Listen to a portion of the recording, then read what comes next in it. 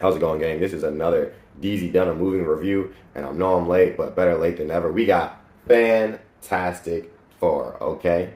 You already know what it is. It's a superhero movie, a summer blockbuster. So you know it's going to have action, adventure, and all that good stuff in between. Now, I didn't even know this growing up. I am a 90s baby, and so I've watched all the versions of the Fantastic Four movies. I watched the earlier 2000s Goofy one, and I watched the 2015 Michael B. Jordan version. And I didn't know that people were not rocking with the 2015 version. It wasn't until this movie came out and I watched a couple other people do reviews on it and talk about the movie that they really did not like it. And I might have to go back and watch it just for all the slander. I did the same thing with Dragon Ball Z Evolution, but this is not the time and place. We're here for the 2005 Fantastic Four First Steps, okay? And what do I think of the movie? I'm gonna go get it and get out the way. I think it was a fantastic movie. I think it was an absolute gem. Superhero movies have this whole thing. Anytime a new director takes the helm, they have to tell the whole story all over again.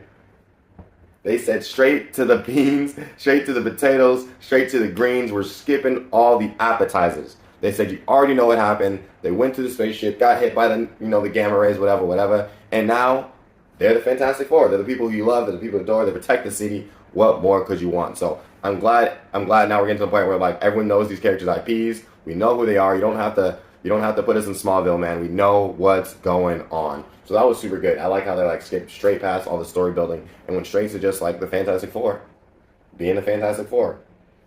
With all that being said, I also really like the futuristic retro feel. I feel like based on when the comic came out, that's a really good homage to the original kind of setting that I feel like could have been. I always like that futuristic 70s, the kit car and stuff like that. I really feel like that was a really cool look, and I felt like it really played into the storyline without being too distracting. And so for me, I thought that was a really smooth move. I feel like it was executed very well, and I think it just tied everything together.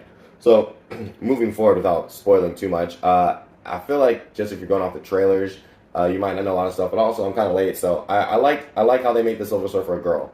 It wasn't, like I said again, it wasn't too distracting. I don't feel like anyone can knock it. She did her thing. She was really out there putting belt to butt on the Fantastic Four. They had nothing for her. I ain't finna. They had nothing for her. So that makes you think man, if they can't even get the Servant of Darkness to Galactica, how they gonna beat the main dude? If you can't beat the sidekick, how you gonna beat the superhero or the supervillain, as it may be? But I really like how the Fantastic Four movie always plays around the transportation device. It seems like the last one did it, and this one also did it. I can't remember about the original. I think 2005 cut, but it's always centered around the transportation being a major focal point in the movie, and I'm glad that they reutilize that, kind of paying homage to the comics and the predecessors of the movies before. But forget all that, man. You're trying to figure out, what do I rate this movie? Like I said, it's been a while. I'm sorry for late review, but for me personally, I'm gonna have to give it a solid 4 out of 5. Before I give it a 5 out of 5 in my head, and that's what took a little while to think about it, but it was a very solid movie. The only thing